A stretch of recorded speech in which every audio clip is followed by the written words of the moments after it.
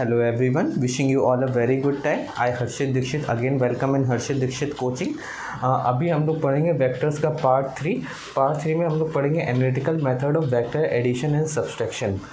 हम लोग एग्जाम्पल के रूप में ये कुर्सी का लेते हैं जिसमें हम दो फोर्सेस अप्लाई कर रहे हैं, फोर्स वन इस डायरेक्शन में, फोर्स टू इस डायरेक्शन में। फोर्स वन को हम लोग नाम दे देते हैं ए वेक्टर और फोर्स टू को हम लोग नाम दे देते हैं बी वेक्टर।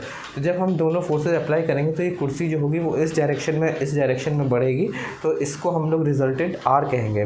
तो इसी की वैल्यू हम लोग को फाइंड आउट करनी है एनालिटिकल मेथड से। एनालिटिकल मेथड का मतलब होता है हम लोग यहाँ पे फॉर्मूलेस का इस्तेमाल करके हम इसकी वैल्यू को फाइंड आउट करेंगे। ये रिजल्टेंट आर भी एक वेक्टर है और वेक्टर के दो चीज़ें इंपॉर्टेंट होती हैं, पहला होता है उसका मैग्नीट्यूड और दूसरा होता है उसकी डायरेक्शन। तो ये दोनों चीज़ें हमें पता करनी होंगी। तो हम लोग इसके लिए जो लॉ यूज़ करते हैं वो ट्रायंगल लॉ और पैरेललोग्राम लॉ यूज़ करते हैं और इसी से हम लोग कुछ फार्मूले डिराइव करते हैं। और ये पाया गया है कि दोनों ही केसेस से फार्मूला जो होता है वो दोनों का सेम आता है। तो हमें किसी एक का हम लोग एग्जाम्पल लेके पढ़ लेंगे और दूसरे के लिए वो सेम अप्लाई हो जाएगा।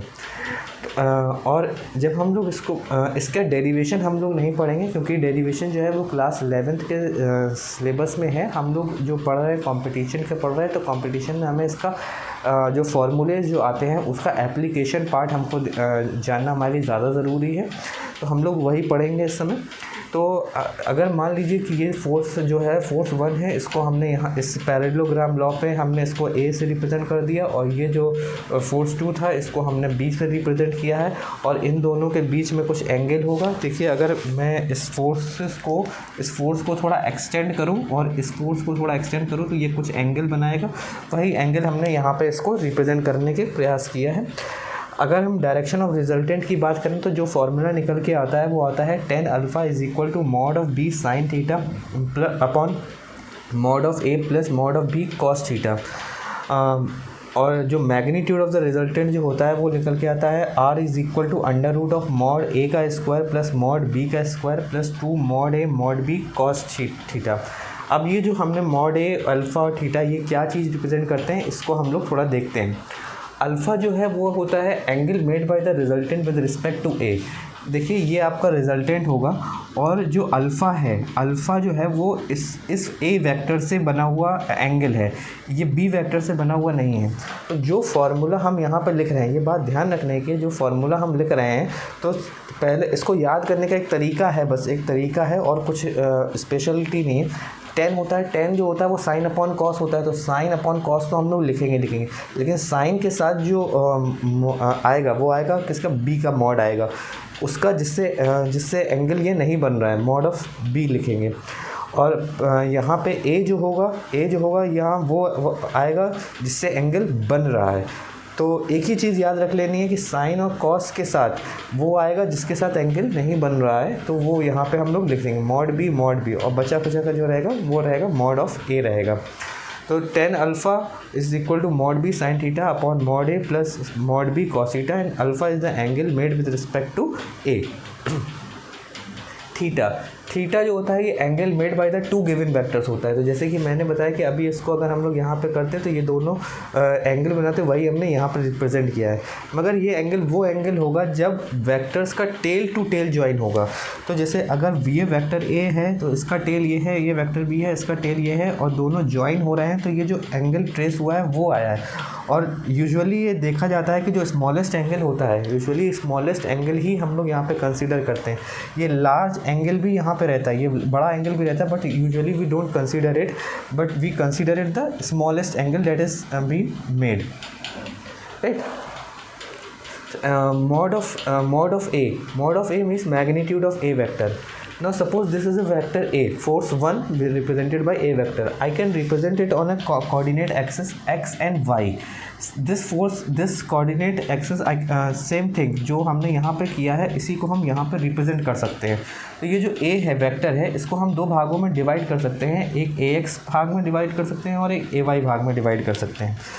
तो ये अगर है, मान लेते हैं कि आई कैप जो है वो इसका यूनिट वेक्टर है एक्स एक्सिस के अलॉन्ग और जे कैप जो यूनिट वेक्टर है वो वाई के अलॉन्ग है। तो हम इस ए वेक्टर को, चूँकि हमने इसको दो भागों में तोड़ दिया है, तो हम इसको लिख सकते हैं A vector equal to A X I plus A Y J. और मॉड हम जब निकालते हैं तो इस वाले जो ट्रायंगल पे, ये जो ट्रायंगल बना है, ये इस ट्रायंगल पर हम पाइथागोरस थ्योरम लगा देते हैं। जब हम पाइथागोरस थ्योरम लगाएंगे तो ax square plus ay square plus mod of a का स्क्वायर, और उस पर जब हम इसको ट्रांसफ़र करेंगे तो ये अंडर रूट आ जाता है।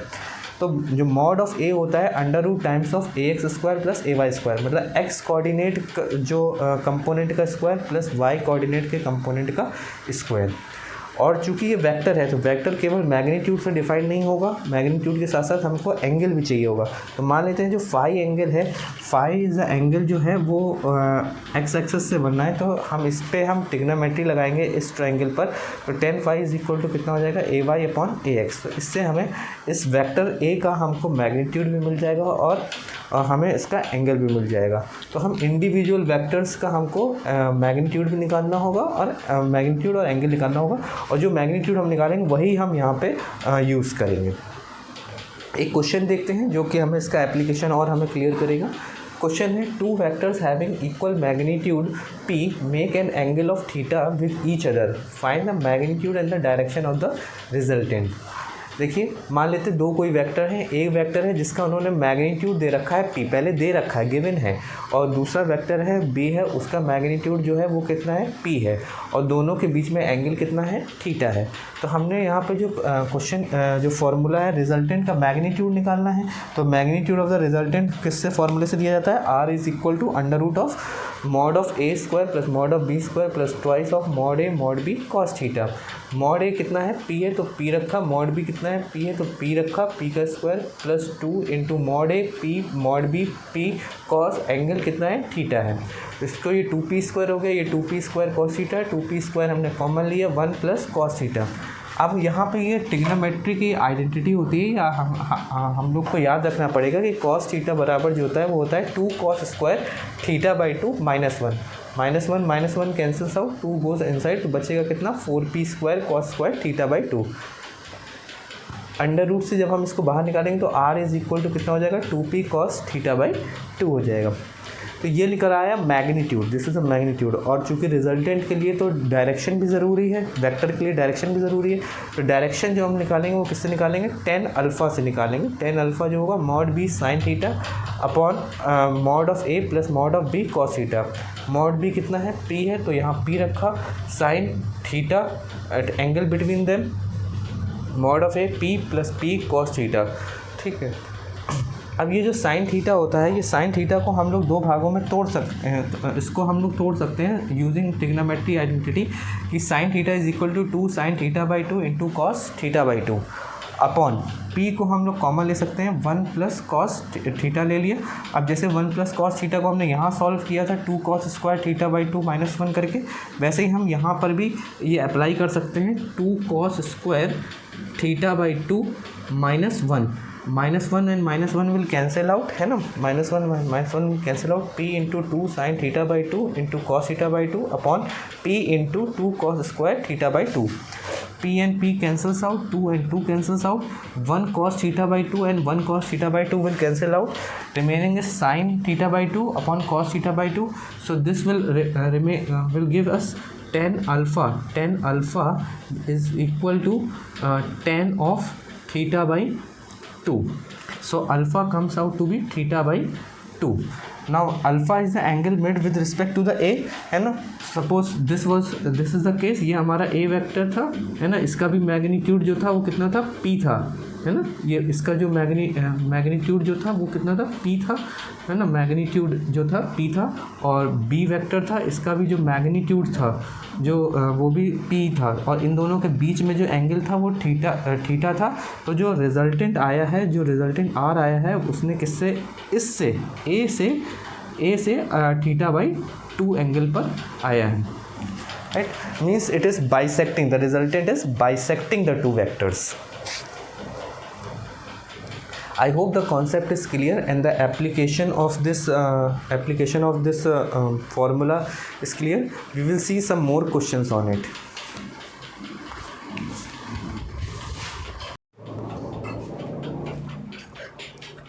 चलिए अब हम लोग थोड़ा कोई नेक्स्ट क्वेश्चन देखते हैं। वो क्वेश्चन जो पहले नीट के एग्जामिनेशंस में आ चुके हैं। ये वाला क्वेश्चन जो है नीट 2006 में आ चुका है और 1996 में भी आ चुका है। the vectors a and b are such that the modulus of a vector plus b vector is equal to modulus of a vector minus b vector, then the angle between the two vector is a is 45 degree, b is 90 degree, c is 60 degree, d is 75 degree. तो देखते हैं ये वाली condition. देखिए ये क्या कहते हैं, modulus of A vector plus B vector. The modulus of A vector plus B vector का मतलब ये है कि ये रिजल्टेंट का मॉडुलस पूछ रहे हैं.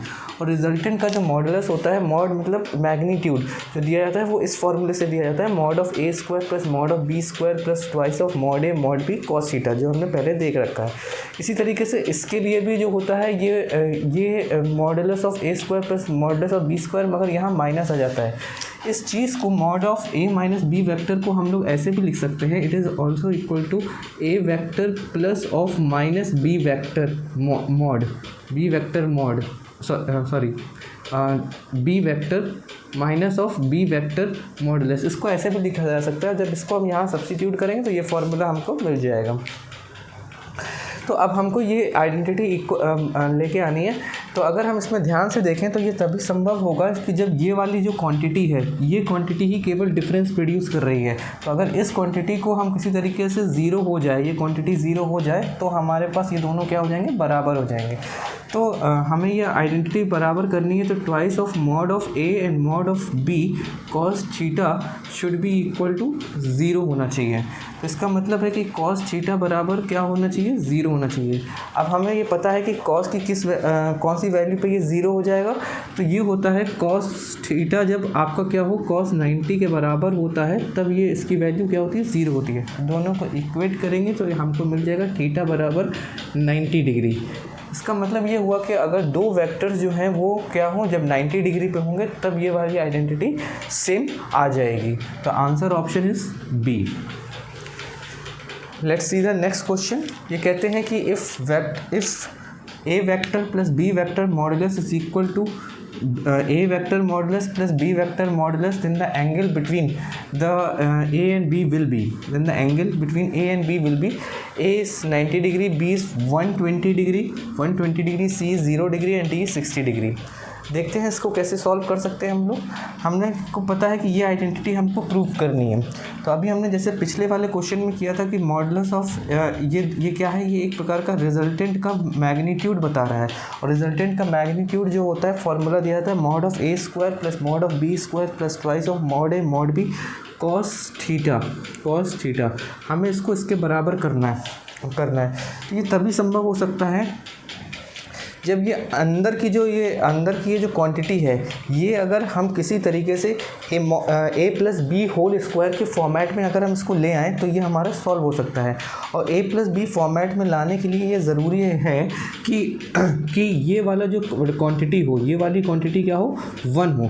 क्योंकि जब ये क्वांटिटी कॉस थीटा जो हो अगर 1 हो जाएगा, तब हम ये पाएंगे कि ये हम इसको ऐसे लिख सकते हैं, A mod of A square plus mod of B square plus twice of mod of A mod of B, right. और ये क्या है, this is nothing but we can write it as mod of A का mod of A plus mod of B whole square. और जब हम इसको बाहर निकालेंगे तब ये हमको क्वांटिटी बिल्कुल वैसी ही मिल जाएगी जैसे हमको नीडेड है. It is mod of A plus mod of B, ये हमको मिल जाएगा. तो इसके लिए ज़रूरी है कि कॉस थीटा क्या हो, 1 हो.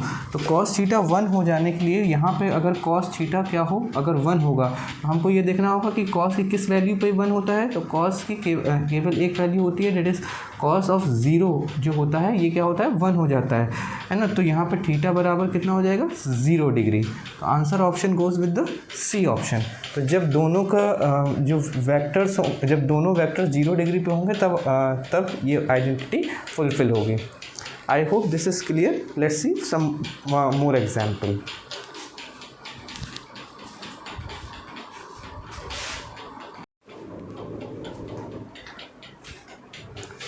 अब हम लोग अगला क्वेश्चन करते हैं. ये क्वेश्चन 1988 में नीट में आ चुका है. The magnitude of the vectors A vector, B vector and C vector are 3, 4 and 5 unit respectively. If A vector plus B vector is equal to C vector, then the angle between A vector and B vector is. Answer options ये हैं। तो अब हमें देखना है कि A vector plus B vector equal to C vector दे रखा है। इसका मतलब जो सी है वो हमारा रिजल्टेंट वेक्टर है, और रिजल्टेंट का जो मॉडुलस होता है वो हमें इस फॉर्मूले से मिलता है, जो कि हमने ऑलरेडी देखा हुआ है ना। तो यहाँ पे बस इसमें वैल्यू रखनी है। मैग्नीट्यूड ऑफ वेक्टर ए का मतलब है कि मॉडुलस ऑफ ए, तो 3 का स्क्वायर, बी का वैल्यू कितनी 4 का square plus 2 3 into 4 cos theta equal to 5, right, equal to 5। अब दोनों का हम लोग क्या करें, दोनों साइड स्क्वायर ले लेंगे। जब दोनों साइड स्क्वायर ले लेंगे, जब दोनों साइड हम लोग क्या करेंगे, स्क्वायर ले लेंगे, तो ये जो इक्वेशन बनेगी वो बनेगी 25 प्लस 24 कॉस थीटा इक्वल 25। ये हमको क्या देगा, कॉस थीटा बराबर 0 देगा। तो मतलब थीटा बराबर जो आ जाएगा 90 डिग्री आ जाएगा। इसका मतलब ये हुआ कि जो इन दोनों के बीच में एंगल है, ए वेक्टर और बी वेक्टर के बीच में जो एंगल है वो क्या है, 90 डिग्री, क्योंकि यहाँ पे जो थीटा होता है, the theta is the angle between the two vectors. तो ए वेक्टर हमारा, ए वेक्टर जो है वो हमारा ये वाला वेक्टर हो गया, ए वेक्टर हमारा ये हो गया, और बी वेक्टर जो होगा वो 90 डिग्री होगा, है ना। और जो सी वेक्टर होगा वो हमारा इस तरीके से, ये हमारा सी वेक्टर होगा ट्रायंगल लॉ को फॉलो करते हुए। ये हमारा पहला वेक्टर था, ये दूसरा वेक्टर था, टेल से हेड की तरफ ज्वाइन करता हुआ सी वेक्टर होगा, तो ये 90 डिग्री ये एंगल बनेगा।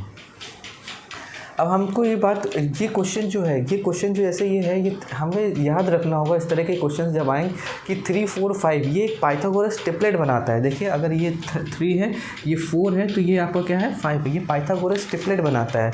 तो जब भी इस तरह के क्वेश्चन आएँ तो आप डायरेक्टली इस कंक्लूजन पे आ जाएँ कि जो दो गिवन वेक्टर्स होंगे वो क्या होगा, 90 डिग्री होगा, अगर थर्ड वेक्टर इस आइडेंटिटी को मगर फॉलो करना चाहिए। तो हमें कुछ पाइथागोरस ट्रिपल्स को हमको याद रख के चलना होगा, जैसे 3 4 5 है, 5 12 13 है, और 6 8 10 है, 9 12 15 है, 15 20 25 है। ये सब हमको याद रख लें ताकि कभी भी इस तरह के वैल्यूज़ आती हैं और यही आइडेंटिटी आ जाती है तो हम डायरेक्टली अपने कंक्लूजन आंसर्स पे आ सकें। आई होप दिस इज़ क्लियर, है ना। और that's it in this lecture. Thank you very much. Please like share and subscribe the channel. Thank you.